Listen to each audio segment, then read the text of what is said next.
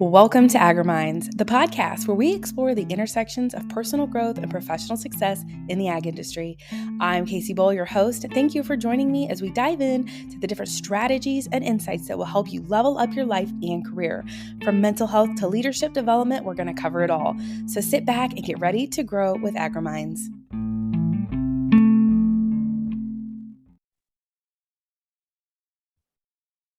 Well, good morning. I've got Katrina Klooster with me today. She has been an amazing friend and coach and just amazing person within the industry that has helped me in probably every aspect of my life.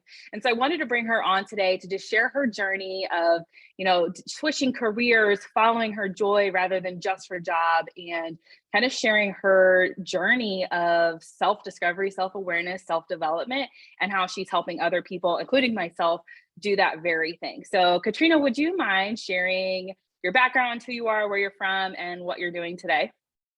Yeah, so thank you for having me. This is so fun. I'm Katrina Klooster, and I'm a life coach for women who are really high achieving, often in business, but it doesn't have to be. And I help them. What they think they're coming for typically is they want to find their purpose. They want to know if they're pivoting, like which direction they're going. And we do cover a lot of that. But what I think underneath that we're always doing is really the deeper identity work of helping them become who they were meant to be. And what they have typically thought that is linked to is what they're doing. And so it's their career path or their business or whatever is outside of them, the roles that they play. And what I have them do is kind of strip away all of that to get to like the core of who they are, like their essence, the truth of who they are, so that they can make really empowered decisions for themselves in what they're doing. But so this journey, of course, I think with every coach, started with me doing the same thing. So I am a former educator. I was in education for almost 2 decades, and I really loved it. I was very good at it. Actually, I had most of my administrators at one point trying to encourage me to go into administration, and I could have done that. And I just knew inside it wasn't right for me. I would not have enjoyed it. And I could feel that sense of like wanting to grow, wanting to do something more. I knew I was meant for more. And listening to their voices, telling me what they thought I should do and what would be right for me, questioning myself, and not knowing really that my job was to kind of pause and go in and listen to myself and tune out all of the noise. And so my journey was a journey of doing and doing and doing more. And I just started doing all of the things to try. And I think really, if I look back, it was like trying to tamp down that desire for what I really wanted. And instead trying not to have to feel that, but to like go on the path that I think like I saw most other women who were high achievers doing. And so it was at this point, at one point in my, I think I was 37. So it was about 8 years ago, but I ended up in the doctor's office with shingles and the doctor telling me, you have to do less. You need to take some things off your plate. And I couldn't even understand what he was saying. I was just like we were speaking totally different languages. And it was within that year that I had what I think was like a real, I just started unlearning all of the things that I thought I had to do and started really diving into, wait a second, what is right for me? Why am I doing things? And it was a lot of it really in performance. And so through that journey, long story short, led me into really finding what was true for me and what I really wanted. And I have since closed the door on my career in education and opened my business. And I get to serve other women who are very similar to me. Okay, so we could go down 100 different things that you just said, but the work that you and I did together was mostly around my mindset. And just to, give a little bit of insight into what I'm talking about is about 2 years ago, I think, a year and a half is when you and I got connected. And I was ready to take what I thought was a business full time. And then I realized I don't have a clue what I'm doing. And I was not in the right mindset. And I was going to fall flat on my face. And had I not done the work on myself, I don't think I could be a full time coach right now. Like, I don't think that I could have ever gotten to the place that I am now had I not done work on myself. I thought those were two very different buckets. And, AgriMinds is focused on that crossroads of personal and professional development. And all this time, I always thought, here's my personal life, and then over here is my professional life, and they don't mingle. And that was the biggest aha moment that I had, which is why I feel so pulled to just hanging out at that crossroads. Because if you go too far down one way, you'll lose sight of the other thing. And to be successful in both areas, you have to know how to balance both of them, because you can't shut one off. Like, you are both all the time, especially within ag. What we do for a living is our job, and it is, it's part of our family, especially, multi-generation farms. And I talked about this on one of our previous episodes of, like, sometimes we can't shut it off. Like, we live and breathe it. And so just understanding, like, right now I need to focus on this, and right now I should focus on this, but they are so intertwined, especially our mindset. What we think about one area does trickle into the other, no matter how hard we try to shut it off. And something that you mentioned just a second ago was being forced to rest and being forced to just pause. And there's this analogy that someone shared with me a while back when we were talking about, like, mental health in ag and how we can kind of, like, make that something people could relate to and understand, is think about your machinery, right? Like, if you don't do frequent oil changes on a piece of equipment, it will break down on you, and then you're forced to fix it.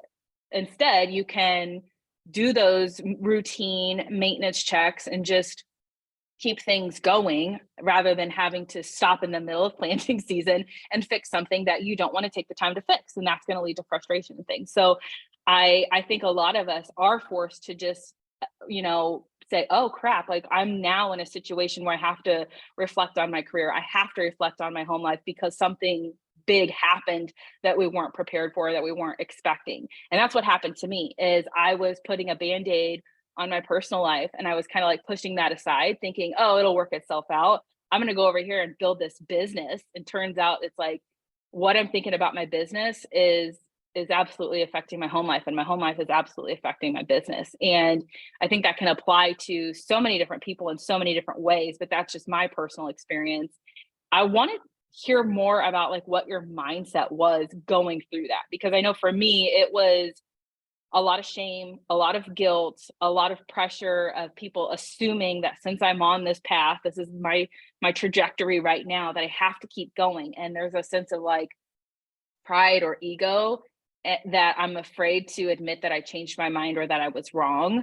And so I'd love to hear your mindset going through the changes of realizing, like, this is what I've done for years as being an educator, and now all of a sudden I'm going, like, a complete left turn. And what did that look like for you? Did you have a support system? Did you just do it on your own? Like, what prepared you to make that plunge? And what was your mindset through that whole journey? Yeah. So I will say that doctor's appointment, and, like, the weeks after, and just, like, really, I was actually sick, like, really, really sick. So just healing first and recognizing, like, this isn't who I want to be.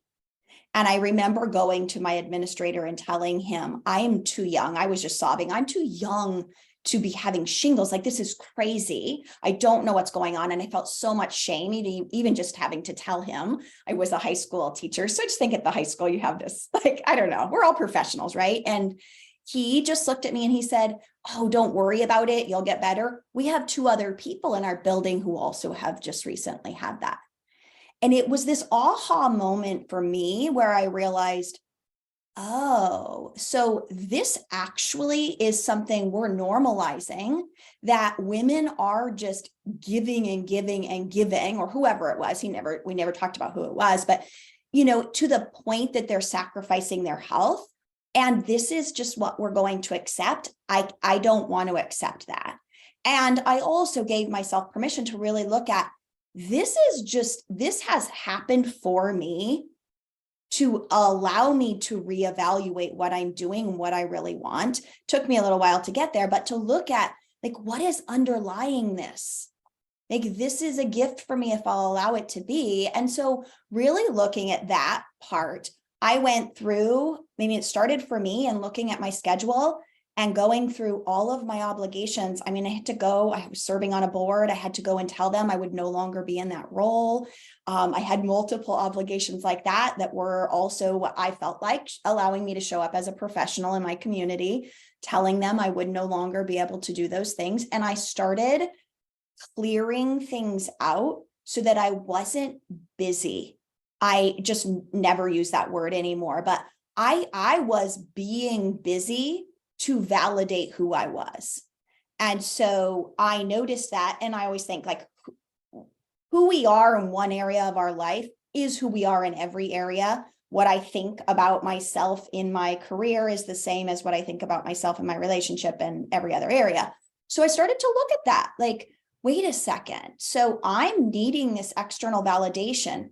Oh, so I'm doing that in my personal life. I'm doing that in my relationships. I'm doing that with my career. And it's like this unwinding of recognizing, oh, this isn't who I want to be. Who do I want to be? Like, what do I want to intentionally choose to believe? And so I started making some more powerful decisions. I knew I wanted to make a move in my career. And whether that was more of a leadership role, whether that was moving into business at that time, that wasn't where I thought I was going. But I ended up making a decision to move into a leadership role. So I was an instructional coach in my district, and that opened the door for coaching for me.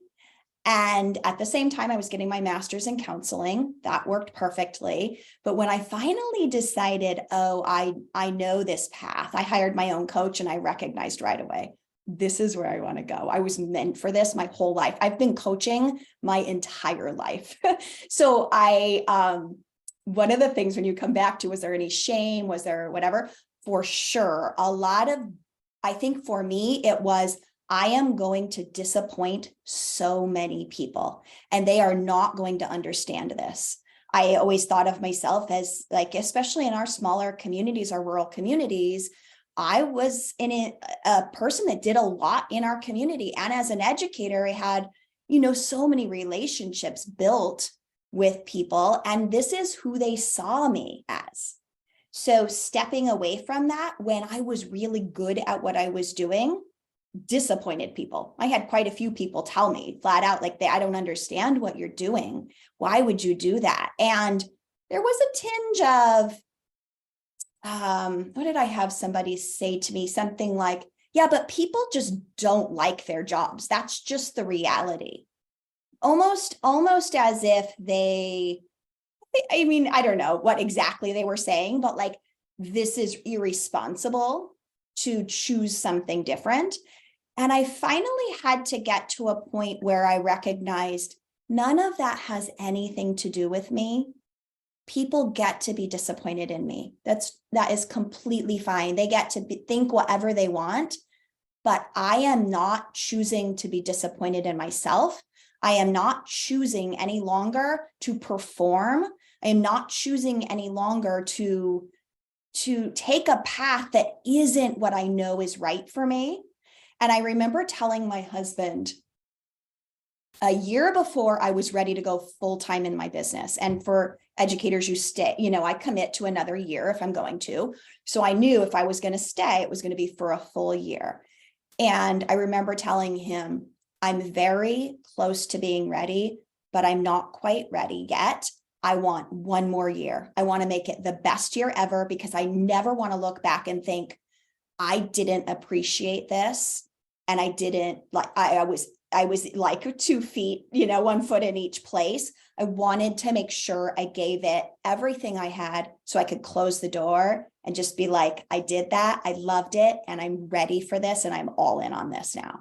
And that was what I did. And I'm so grateful I did, because when I closed the door on that, I was like, I'm done. I know that I'm finished. I loved that run. It was fabulous. It gave me I don't know, so many opportunities I had with education, and it was a playground for growth. So I think I got everything I needed. I gave everything I had, and I love what I'm doing now. I love that so much. And so your husband is a farmer. And I know that the majority of people that I've worked with in my career are farmers or ranchers or, people that they do something and that's the job that they stay in for their career, their whole life. And I'm assuming, what that feels like too, to be an educator. I mean, once you're a teacher, like most people are just teachers for the rest of their life. That's what they sign up for. And they almost feel guilty jumping out of that rut and moving into another thing. You're like, wait, this is what I should be doing. So I would love to hear if you want to share, like what was your husband saying during that? I mean, I'm assuming he was supportive, but like when I look at my husband or if I ask him questions about certain things, he doesn't always see the point in doing something different because like you said, like that person, well, we're just supposed to not enjoy work. Like it's work. Like we're not supposed to like it. We're supposed to suffer. We're supposed to go in, check the box, get our work done, and then we can go home and be happy. Like we're not supposed to enjoy what we do. And I think you're either believing that work can be fun or you believe no, work is work, like that's why they call it work, right? And so I would Mhm. love to hear like, what were some of his first initial thoughts of like, whoa, this is irresponsible and irrational, and you're kind of just like not thinking this through, like what are people going to say? Like I would just love to hear his perspective on that, and had it changed over the time, because I think that some of our male AgriMinds members would like to hear like, okay, this sounds great. Most women, like we can expect this, but as a man, like it's my job to provide for my family. It's my job to not enjoy what I do because I'm providing for my family. Like I just have to do it. So I'd just like to hear your thoughts around that. Yeah. Okay. So we could go in a million directions, but let me Yeah. give you a bit of background on my husband so that you understand where he's always coming from too. So he has grown up in a farming community, has been really well connected to many farmers, and his family a couple generations ago were farmers, but he was not raised in with parents that farmed. And so he and his brother are first generation farmers, really. They started from absolutely nothing and have grown an operation that people in our community, I moved into the area, so I don't have a family that farmed either, but people who have multi generations of a family farm are constantly telling us, you don't understand how rare this is. Nobody else, I have never seen anybody else be able to do this. So he is an entrepreneur. He and his brother have this mindset of, I mean, there's a lot of it that is in the hustle and grind, and they have put in, I mean, like I think every farmer, right? But like hours and a lifetime of sweat equity to build what they have. But he also was, I think, really born knowing this is what he has wanted to do. He has built so many relationships with men in our community because he did not have a dad involved in his life, with men in our community who he has had as mentors. And it's so fun to watch him because I think, oh, he knows, he has that entrepreneurial spirit, but that drive to do something, but not just to do it because everyone else is. Like it is what he is so passionate about. I just love watching him. I'm not necessarily fully involved in farming. I mean, I help support it because I help with the home stuff, right? But it is like the greatest joy to watch him do something he loves to do every day.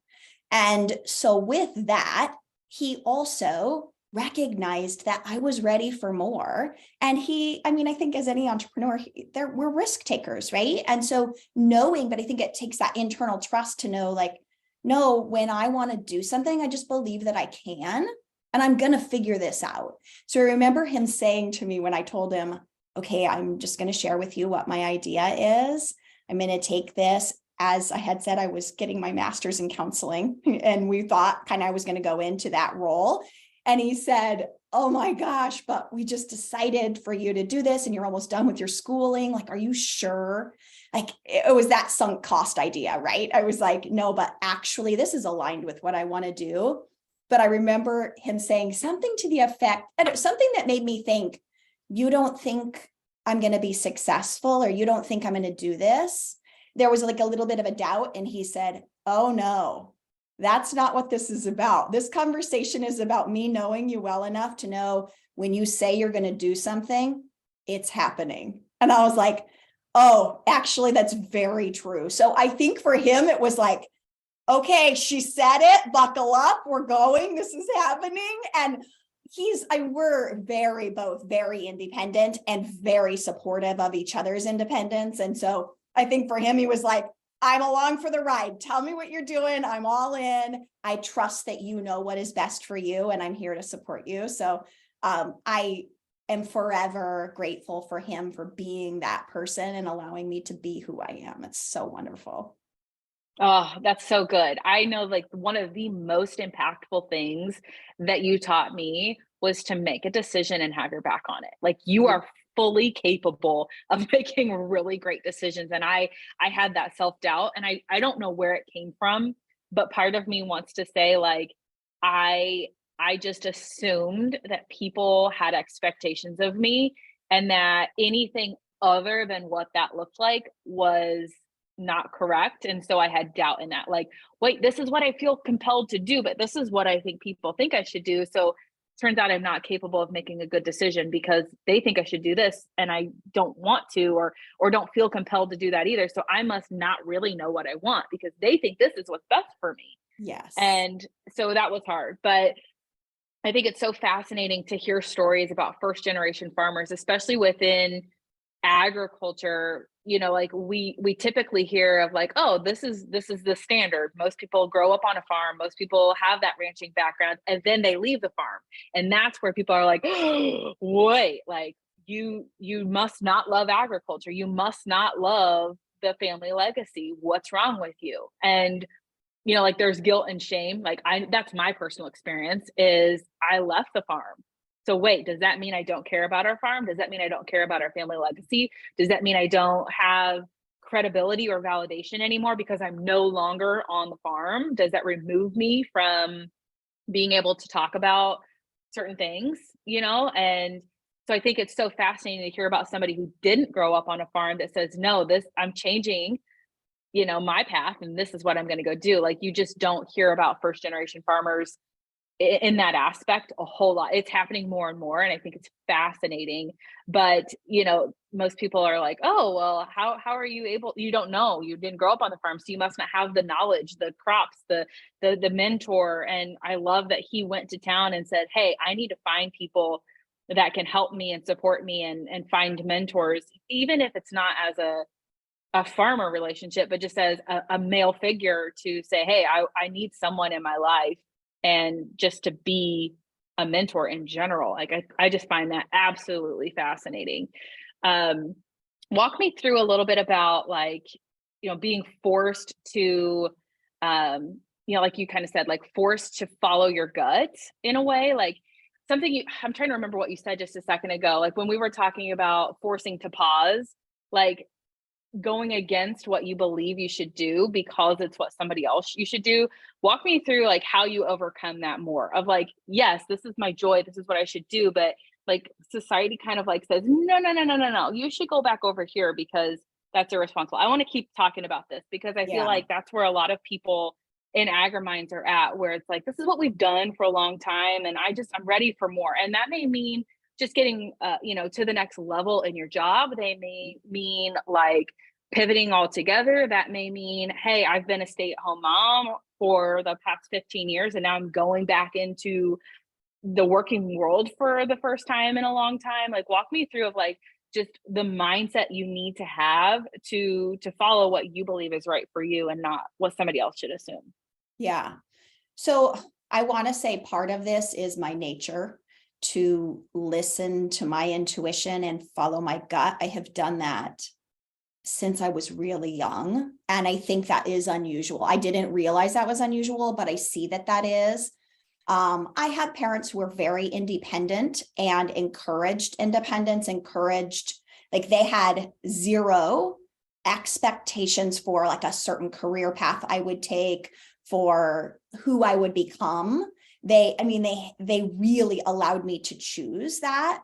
And so I think then I was given this opportunity, because if you don't have somebody telling you what to do, you're going to find that, right? You either find that externally or you find that inside. Luckily, I had a strong family unit, always knew that I was loved, always knew I could talk about, all of my dreams and those kinds of things.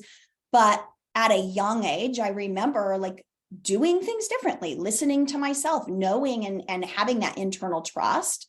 I grew up in California, and even knowing when I met my husband, we met through a mutual friend, but that was one of those instances I knew this is my person.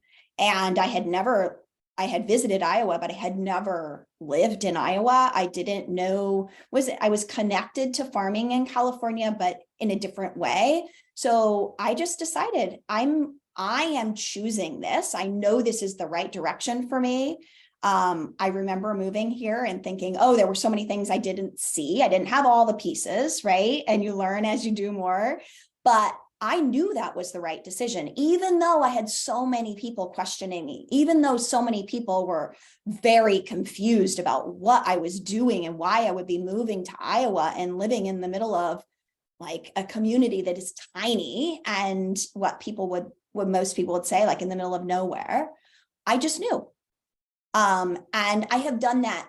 I made really big decisions in my life multiple times throughout, and it's every single time it's paid off. And I can look back and I can think, I have many people who, had I listened to them, if I could look at their life now, they are not happy. And so they have followed somebody else's path and done things they thought they had to do. I have just chosen, this is a much harder path initially, because you are going against the grain, right? You are having all of these voices, all of these people give you input, and you have to be very discerning with what you're listening to. But I think about being that person and then just listening, taking all of it. I do actually like to listen to other people's opinions and think about, like, is that right for me? Are they living the life that I want to live? And then really thinking, but what is right for me? What am I going to take and what am I going to choose for me? And I think it really requires me to continually take off like the roles I think I need to play and really get down to know, but like, who am I? What do I actually want? If I'm not trying to people please everyone, if I'm not trying to make everyone else happy, but if I really think about what is true for me, and that is just something that I come back to all the time. And I can see this. It's interesting because I can see when women don't do this in their careers or in their relationships.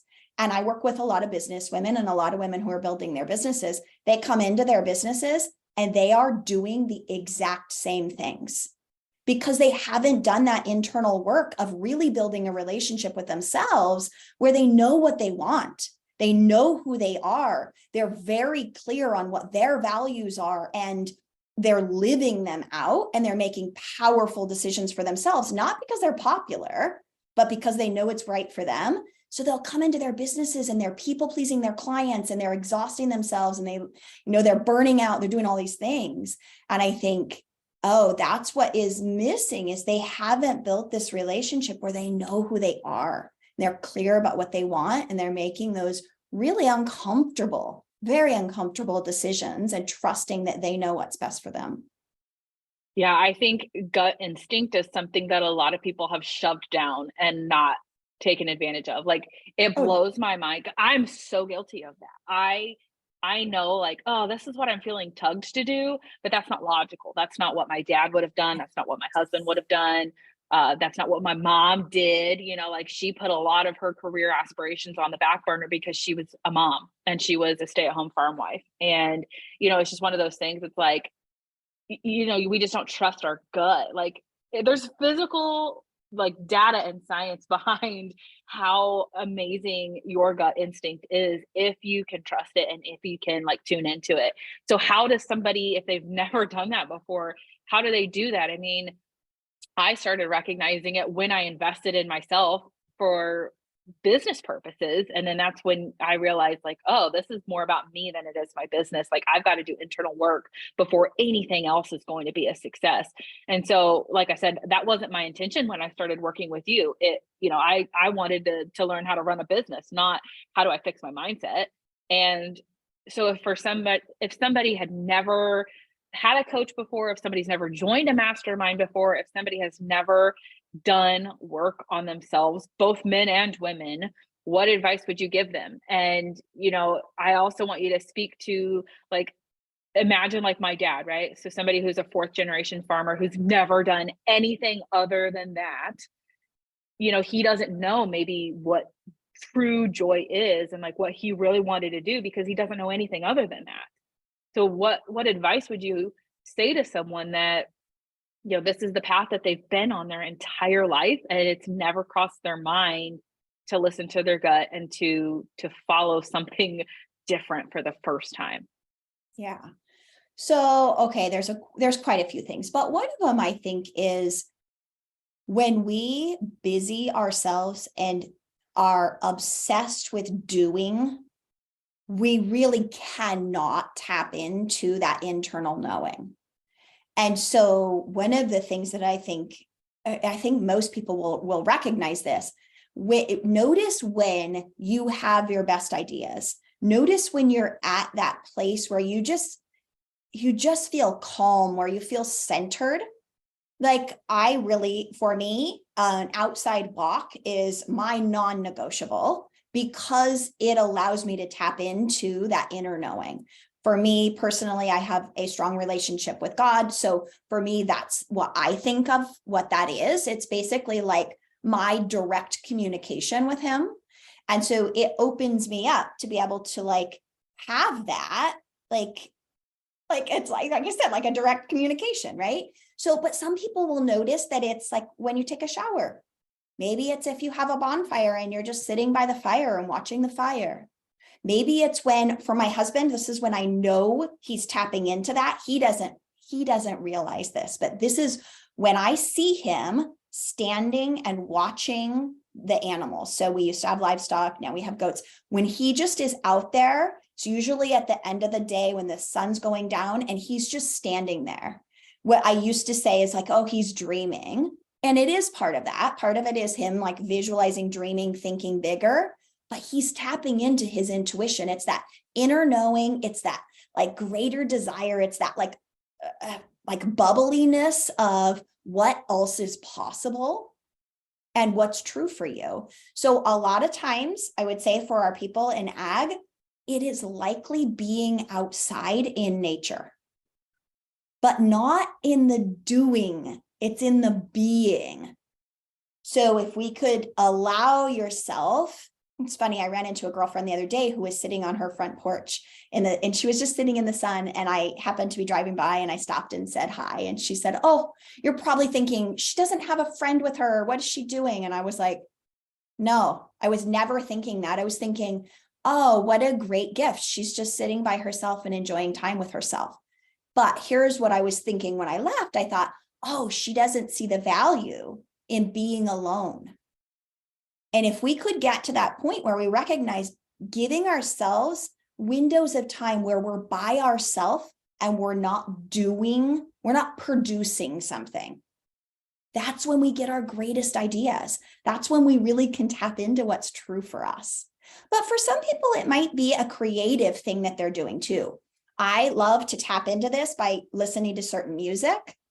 I kind of have an energy protocol, things that I do to bring out more of that in me, but it might be like listening to certain music, could be dancing, it could be cooking. For me, when I put on the music and I make a fun dinner, that like lights me up. So I get more ideas.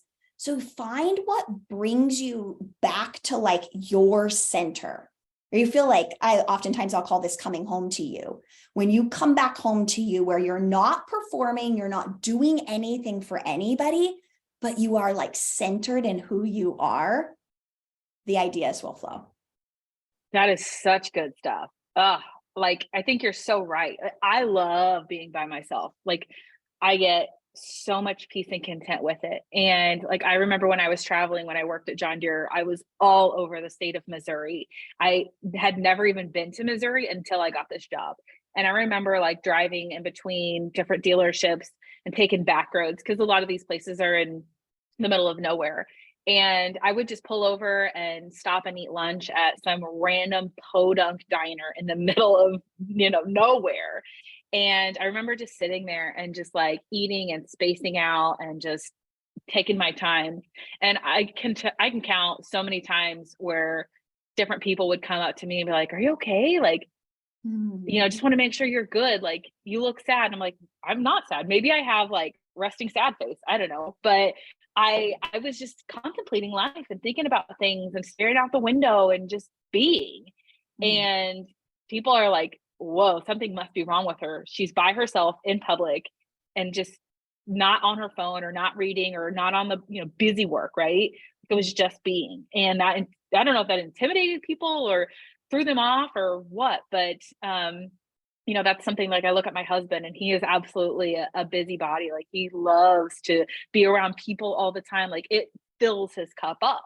Yeah. And I understand, like, that's just how we're different. Is it drains me to be around people, but it fills him up to be around people. And so just being aware of that is like, I always thought I must be introverted. I must be like, like, what's wrong with me that I don't want to be around people all the time? And then I would look at him and I'm like, why do you have to be around people? Are you so insecure with yourself that you can't be alone in your own thoughts? Like, and none of that's true. That's just how we're wired. And so just being aware of that and just understanding that we're different and what works for me doesn't work for him, but being able to communicate that with each other too, of just saying, I just need me time right now. And him saying, I just need to be around a bunch of people right now. Like, okay, go do your thing. I respect that, but I don't want to go. I need me time. And being okay with it and not judging or having expectations put on Yeah. each other, that's the big thing. And so, just like I said, being aware of that, that takes time and effort to get to that point, which we were not that way a couple of years ago. So, I mean, we had to intentionally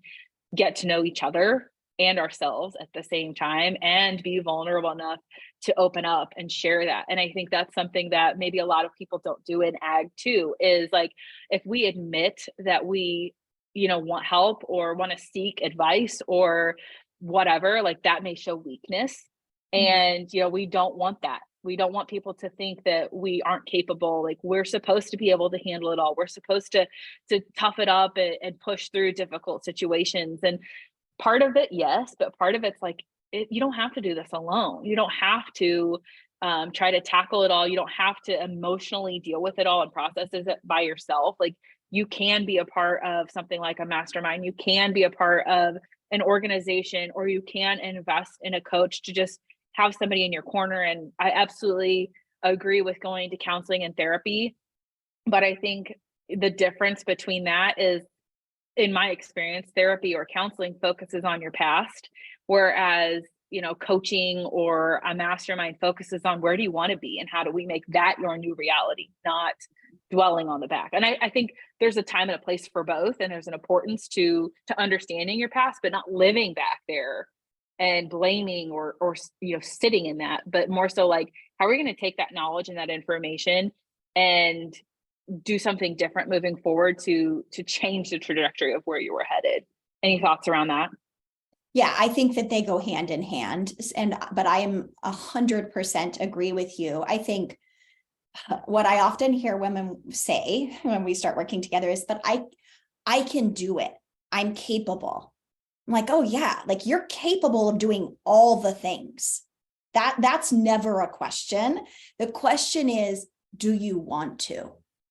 And really getting clear about what are your values and are the things you're doing aligned with that, and like weeding out the things that we don't want to do, right? But it's hard when we're in it, and we're so close to what we're doing. It's really hard sometimes to see a different perspective. So that's what I think the value of, whether it is therapy, coaching, a mastermind, any of those types of relationships, I think it's so powerful because it allows us to challenge the stories we have and the things that we just believe are factual.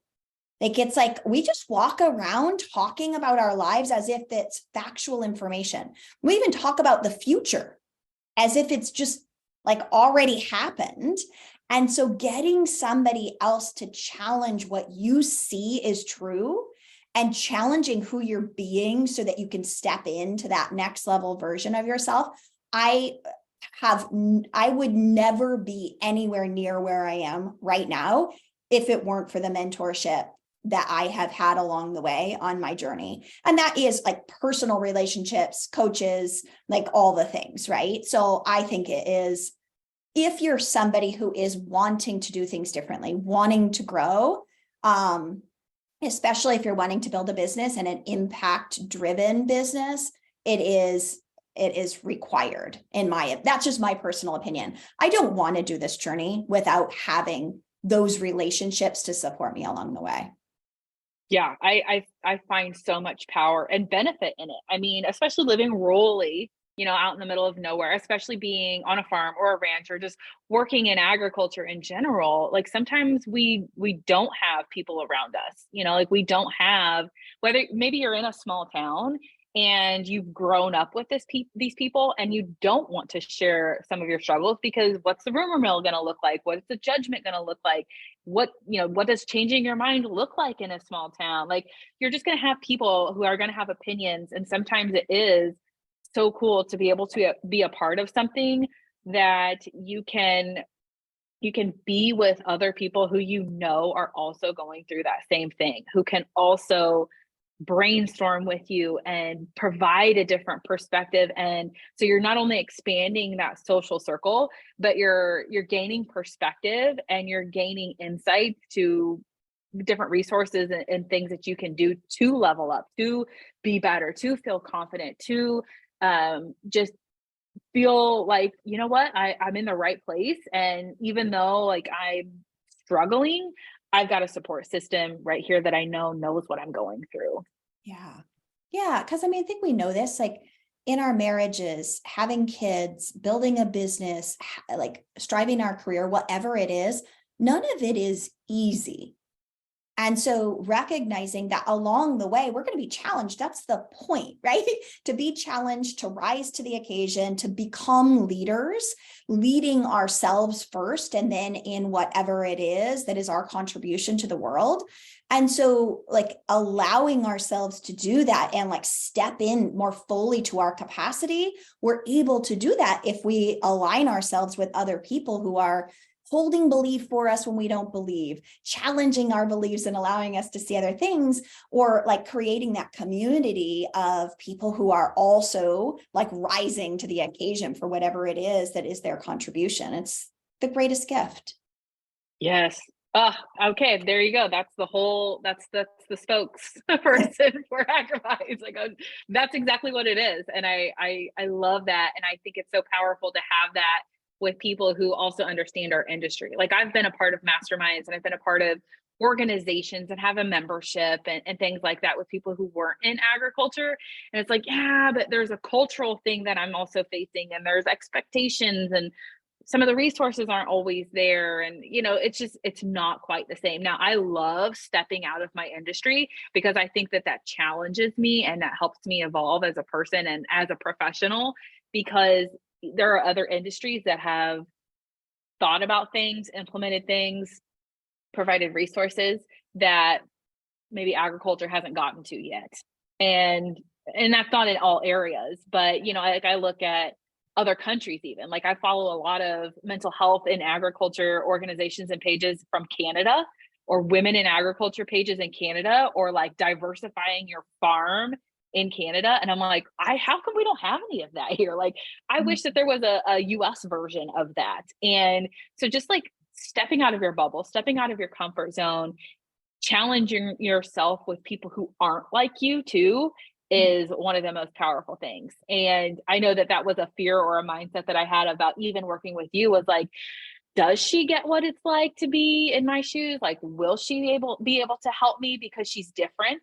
And like, you absolutely blew my mind with the amount of information and support and resources and relatability that I assumed about you based off of your journey. And like, we just got to stop assuming that about people. We have to stop assuming that we know someone based off of what we see on social media. We need to stop assuming that someone can help us or benefit us based on the way that they look or the people that they hang out with or their interests, right? Like, and I think just that's a whole nother mindset conversation in itself. But we just, that's a struggle that I faced, is making I think assumptions. that's so fascinating, because I also initially in my business thought I'm going to be a life coach. And I what was my thought was, here was what it was. Ultimately, as I dug under it, was like, I'm not fancy because I live on a farm and in a town that, you know, it's tiny, like all of the things, all the judgments. So I'm not fancy like all of these other coaches that live in a big city. So I'm probably not going to be able to be as successful as them.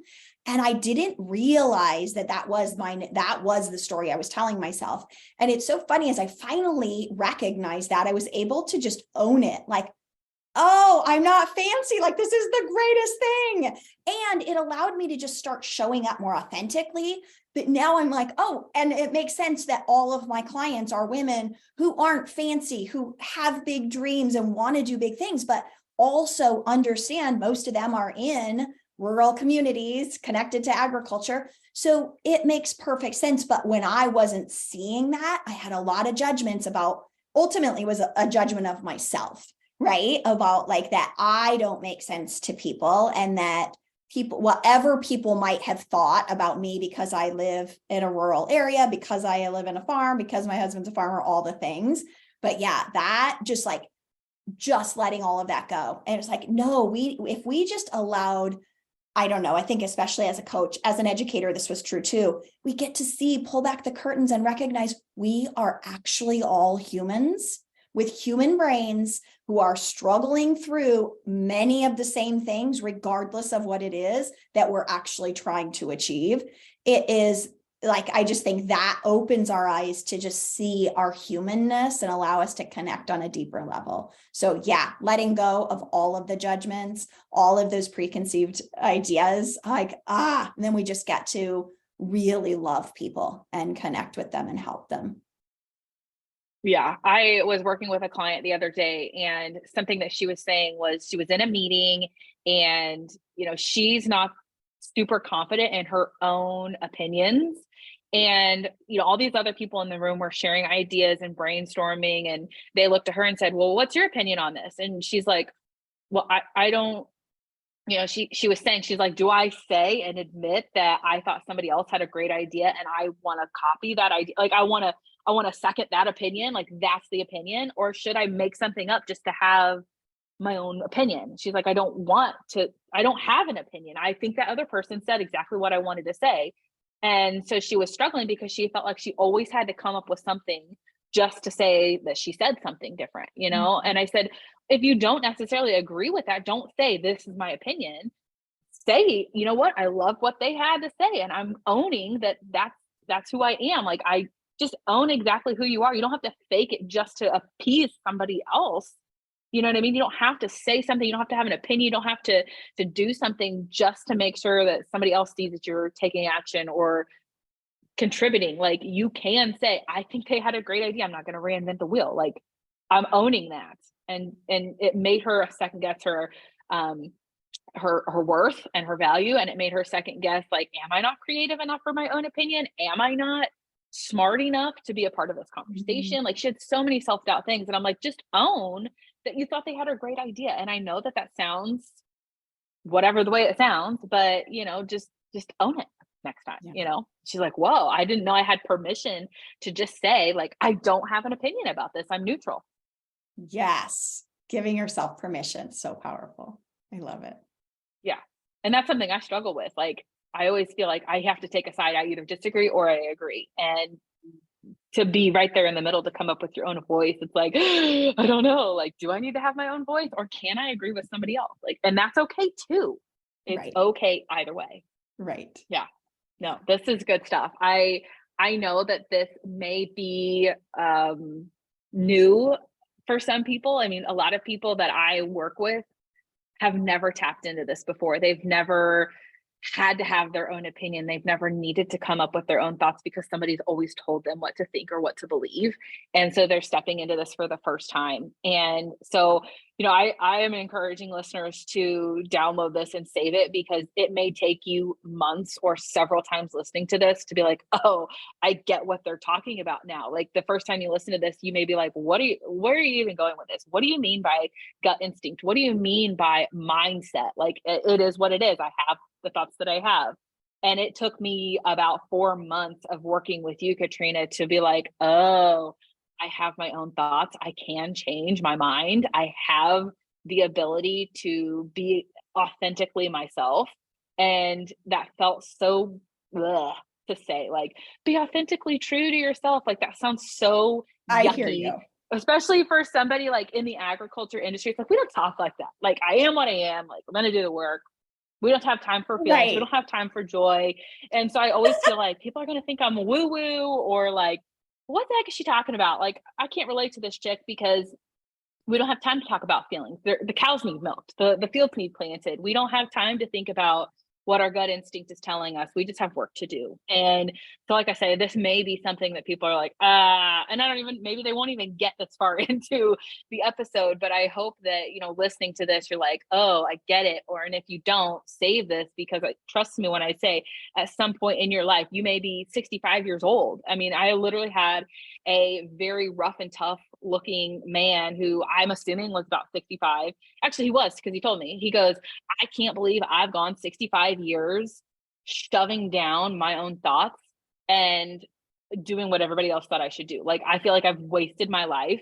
And now that I have this aha moment and these mindset, like suggestions on how to think about things in a different way, I can now teach my kids this, so that way they don't go another 65 years doing the same thing that I did. And like, that's powerful stuff. Yeah, absolutely. I think we're starting to educate kids about this, but if we just knew at a younger age that the thoughts we have aren't true, and that we actually get to just choose our thoughts and they create our reality. Like, I just think, like, how many people would be able to do things differently, live differently, impact the world differently, if we just knew that one thing and actually like used it as a tool and implemented it into our lives.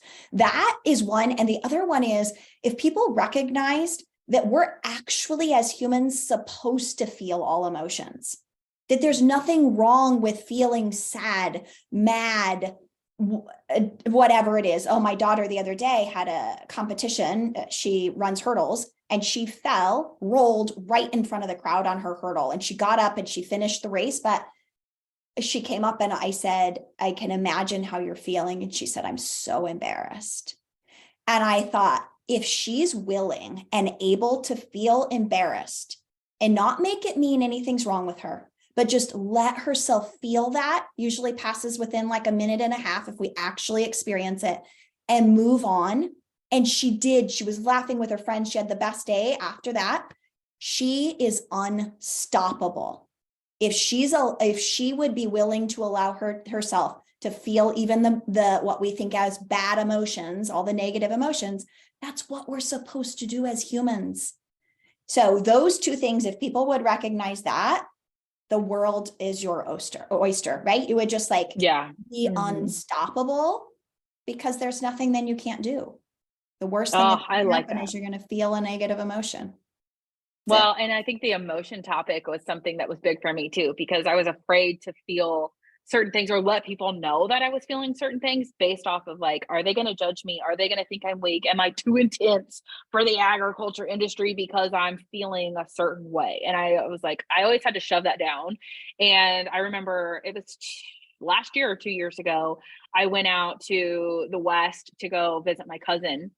And we bought a whitewater rafting trip. Like me and a couple of cousins, like hired this guy, and he looked like a kind of a rough and tough guy too. And I remember on the way back, like they had another guy pick us up and take us back to where our vehicle was after we went down the river.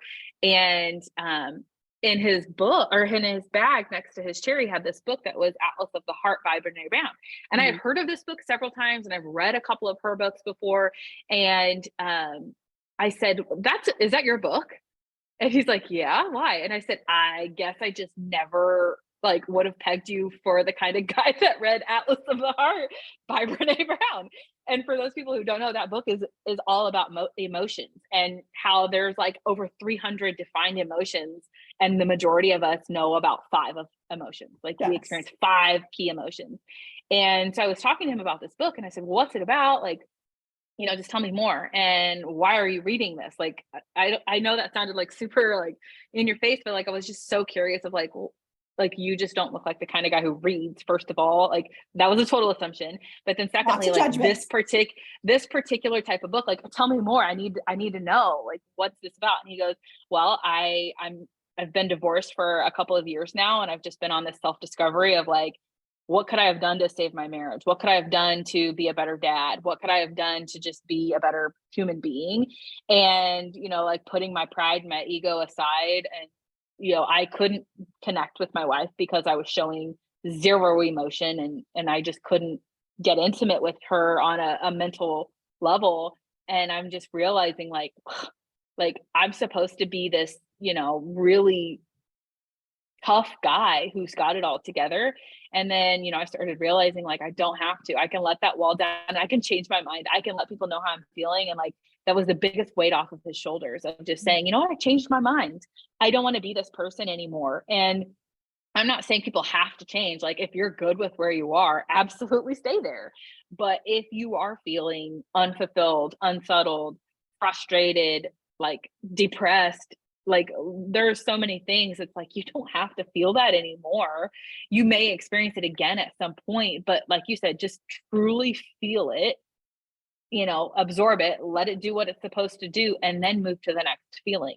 You have the choice to move to the next feeling. And another analogy that you used when I was working with you was that train station. Would you share a little bit more of like what that process was? I'd love to hear it from Yeah.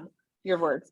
Yeah. So I use the train station or bus station, or clouds is another one that's helpful. So if we could just think of our brains as like the hub, like at the bus station, right? And all the thoughts, so we just have thousands, all the thoughts that fly through our brains every day are just there. They're just going through. And some of them we realize and we latch onto and we ride as if those are true, and those are like, we end up at the destination that proves them true. So if you have a thought, for example, one of the thoughts, so one of my clients has been in her career, professional ag career, for a long time, and she knows she's ready for more. She's wanting to do something different. One of the ideas she has is to leave her career, close the door on that, and work with her husband on their family farm. And she has a lot of thoughts about what that would mean for her and what people would think about her. So if she's getting on, one of the thoughts is, I've done this for decades. Right. And so she's like, I can't choose something different. You can't just let this all go. I've done this for so long. I've invested so much time and money and education into this. So she like, this is the bus that she's getting on every day. I have to do this because I've done it my whole life. It's safe. That's another one. I have fabulous insurance. I don't know what my colleagues would think. She's riding all of those buses, right? But they're taking her to a part of town that feels terrible. She feels awful. She knows she's ready for something else. She's not quite sure yet what that is. She has an idea she's playing with, but she's afraid. So if we just like were to recognize, what is a bus that you actually want to take? Right now, she's like, let's say she's taking bus 5. It's taking her to a part of town where she feels terrible. She keeps doing the same thing, even though she knows she doesn't want to do that anymore. What would be another bus she could take that would take her to a different destination? A destination she would actually enjoy going to every day. Maybe it would be one of the ones she's playing around with right now is, I would love to be able to support my family and be more involved in the farming operation. So she's just playing around with that right now. When she rides that bus every day, it's allowing her to like shut these other lines down, be like, oh, I'm not getting on that today. I'm not getting on that today. Right. But she was talking to a colleague the other day and he said she was sharing a couple of her ideas. I always think be very careful with whom you share your ideas, because your big dreams, very few people are going to support. I keep those really close to you until you're all ready to like share them with people outside of your very intimate circle. But she shared this with a colleague and he right away, he said, oh, you sound very much like a millennial. And so now she's like, oh, I rode that bus, took me to a really bad part of town. I was feeling terrible. I'm a millennial. That's the worst. I can't imagine. And so I was like, you just need to get off that bus. You're not a millennial. You're like, she's almost 50. She's like, no, I'm just ready for a change. So what is it what bus would you intentionally get on that would take you to the part of town and the result that you actually want to create? So is that the way you remember it? Does that help? Yeah. Yeah, that was so good. And I mean, to this day, I still have to do that. Like, I remember somebody using the analogy of like, when you wake up in the morning, the page that you're writing in your book begins. Like, you start writing out your day. And say like I experience something at 9:30 in the morning, and I can let that define what the rest of that page is going to say or what the rest of my day looks like. Or I can set that pen down, turn the page, and begin writing on a new page and say, nope, that's not what, or scribble that one line out and say, okay, or this is a line on that page, but the rest of that page doesn't have to carry on that tune. It doesn't have to be that. You don't have to continue to write out the rest of your day based off of one event that happened in the morning. Like, you can choose to change that story. You can erase that line altogether and say, you know what, that happened, but it's not going to go down in my book. It's not worth it. I'm choosing to not let that be set in stone. I'm choosing to change the rest of that day. I'm choosing to change the narrative of the rest of the book too. And like, you have that ability. You're the one with the pen in your hand. Yep. You can scratch stuff out. You can rewrite things. You can use words that change how the story's going to go. And I think that was so powerful too. And having that mindset or that tool along with the bus station of just like, I'm changing. I'm going to pull the bus over and I'm going to jump on a new bus right now because I no longer want to go where this bus is headed. Like, and I know that sounds like kind of crazy to think about, but I'm telling you, like, it is a mental thing that's like saved me from so many situations. And there's another podcast that I listen to called Moving On. It's Jess Norman, and she talks about dropping the rope, right? So like, say we're having a conversation, or just say you're on one end of the rope and something, whether it's a decision or a job or a person, is on the other end of that rope, and you're constantly like pulling back and forth and back and forth. You can say, nope, I'm dropping the rope, and just end it right then and there. You do not have to keep pulling. You don't have to win. You don't have to let them win. Like, just drop it and you're done. And I use that analogy a lot too. Oh, good. I often will say it's like we're tethered. Like, if I just do this, I'm tethered to something. And if I try and go, it pulls me back. If I try and go, it pulls me back until I'm willing to look at what is that I'm being tethered to, that I'm intentionally choosing to believe. And so if I could just say, I'm not going to believe that anymore. It's like, oh, I've just unplugged from whatever that belief system is. And it allows me to go into a different, to create a different result in a different direction. Yeah. Oh, that's powerful stuff. But and I think that can be hard work that I think most people don't want to do. It is so much easier to grab my phone and scroll. It's so much easier to just grab a glass of wine and numb out. So much easier to, shop or scroll on watch Netflix, whatever your thing is, so much easier. This is hard work. It requires you to decide that you want to intentionally do this and like bring yourself back to it. It's not hard. It's more just like intentional, right? Like, I am working on a thought right now. I would bring myself back to that maybe like 1,000 times today. Not because there's anything wrong with me, but because I am like I'm like stretching my capacity to believe something different about myself and to create a different result. And it's not quite yet who I am, but I am like intentionally deciding it is. And I'm going to show up as her now so that I create a different result. And then that'll just be my new normal. It's like that constantly. It's almost like I'm recreating myself, I guess, and in a, a new way all the time by changing the things that I intentionally choose to think.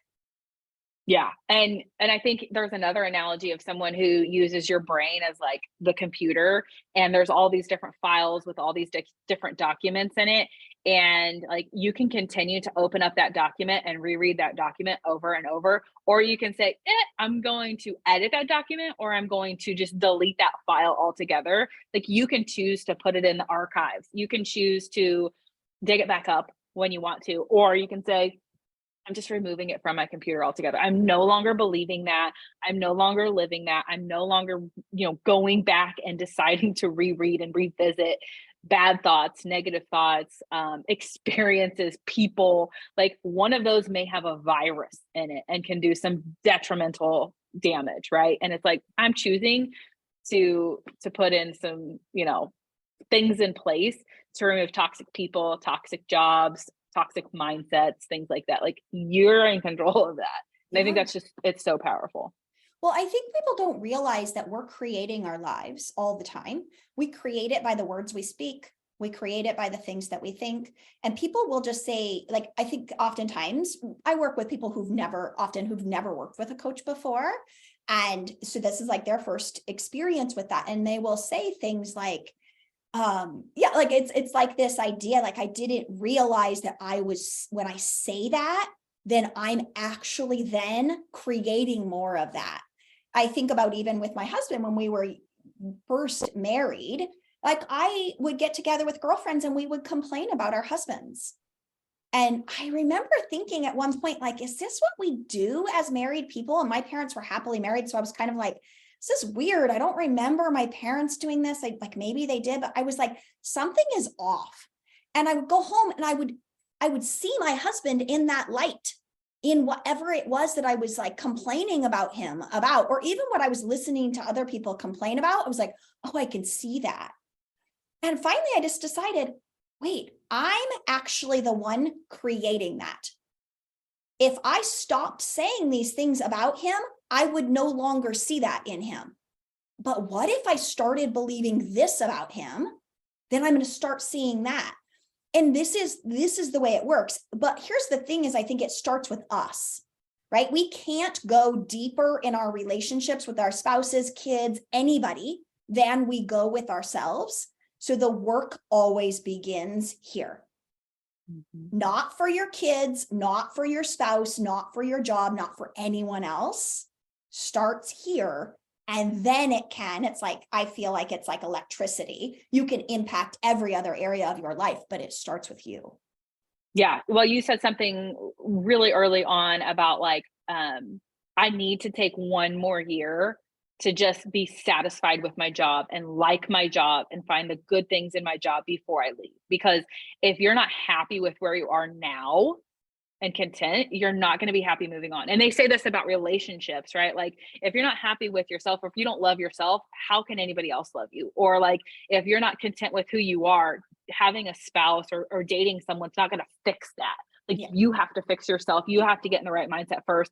Same thing with your job, like in my job too. Like I need to be content and grateful and satisfied and at peace with where I am now, because if I'm not, and I just change the external factor, it's going to move right back into that. Like if I'm not happy with where I am in my job, why do I think a new job is going to save that? It's about the mindset. It's all about, you have to be good with where you are now.